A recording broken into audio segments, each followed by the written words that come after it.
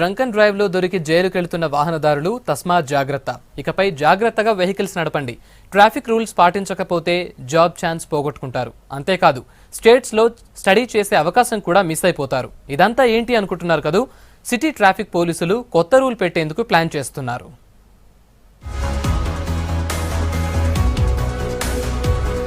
సిటీలో traffic rules మరింత strict గా అమలు చేయాలని ప్లాన్ చేస్తున్నారు పోలీసులు. ఇప్పటికే హెల్మెట్ మస్ట్ అంటూ ఫైన్ల మోత మోగిస్తున్న పోలీసులు డ్రైవింగ్ లైసెన్స్లు లేని వాహనదారులను జైలుకు పంపుతున్నారు.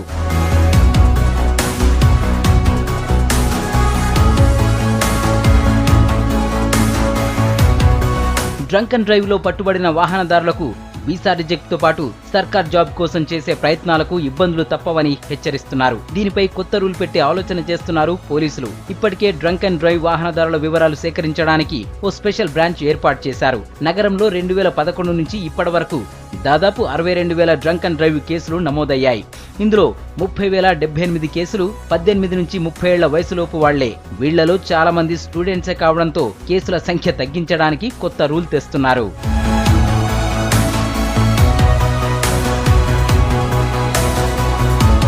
ఇక డ్రంక్ అండ్ డ్రైవ్ లో పట్టుబడిన వాహనదారులకు వీసా రద్దు చేయడంతో పాటు వీసా ఇవ్వకుండా చర్యలు చేపడతారు.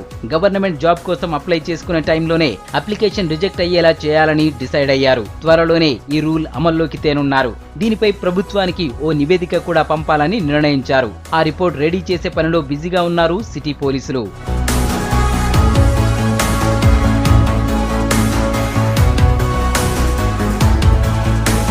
ఇప్పటి వరకు డ్రైవింగ్ లైసెన్సులు, హెల్మెట్ పై స్ట్రిక్ట్ గా వ్యవహరిస్తున్న పోలీసులు ఇకపై డ్రంక్ అండ్ డ్రైవ్ పై ఫోకస్ చేశారు. ఫైన్ లేదంటే 2 రోజులు సామాజిక శిక్షతోనే సరిపెడతారులే అని నిర్లక్ష్యం చేస్తే భవిష్యత్తులో మరిన్ని ఇబ్బందులు తప్పవు.